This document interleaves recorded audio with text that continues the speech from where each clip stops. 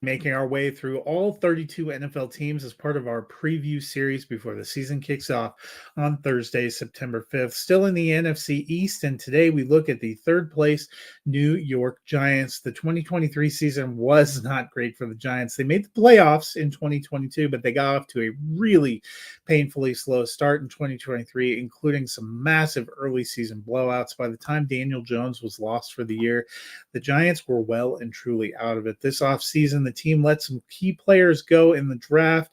They got some better players. They are hoping that will make some differences in 2024, but can it? Let's dive in. Free agency, as I mentioned, was not kind. Saquon Barkley went all the way to the Philadelphia Eagles. They lost star safety Xavier McKinney to the Packers. They also saw tight end Darren Waller opt for retirement. They did make some moves. They acquired Brian Burns from the Carolina Panthers to boost the pass rush. They boosted the line with John Runyon and Jermaine Illuminor. They also brought in Drew Lock, to be their veteran backup quarterback after Tyrod Taylor left. To fill the void in the backfield, the team signed Devin Singletary, who ran for head coach Brian Daboll in Buffalo. Last year with the Texans, he rushed for a career-high 898 yards and 4 touchdowns, caught 30 passes.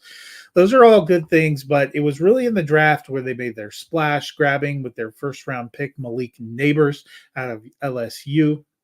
He caught 189 passes for 3,003 yards and 21 touchdowns in 3 seasons with the Tigers. He gives them a true number one option. They also boosted the secondary, grabbing safety Tyler Nubin and cornerback Andrew Phillips. Later in the draft, they grabbed some interesting prospects in tight end Theo Johnson and running back Tyrone Tracy Jr. So, what all does that mean for fantasy? Well, the big bet the Giants made was they could not or would not move up to get a quarterback. So they are pushing all their chips in again on Daniel Jones. He was good enough in 2022 to earn that extension, but was really faded in 2023 before losing time with injury. He's their big bet in 2024. I think he can do better and finish in low-end QB2 territory, but I'm not incredibly bullish on Jones. In the backfield, I do like Singletary. He's thrived with Daboll in the past. He's not Barkley, though. He could be a low-end RB2. I like him more as a high-end RB3. I think Eric Gray and or Tracy could contribute, but that's a little more of a situational deep league flex. In the passing game, Nabers joins a group that includes Darius Slayton, Wan'Dale Robinson, and Jalen Hyatt, among others. I like Nabers to finish as the lead in the wide receiver 2 range. I think Robinson has some wide receiver 5 flex appeal to me, as does Slayton. We've seen in the past, Slayton is probably a top option if Nabers misses time. I'm not totally buying into Hyatt. I think he's a boom bust flex option. At tight end, Daniel Bellinger feels like probably the leader of what is a committee. I'm kind of staying away, though.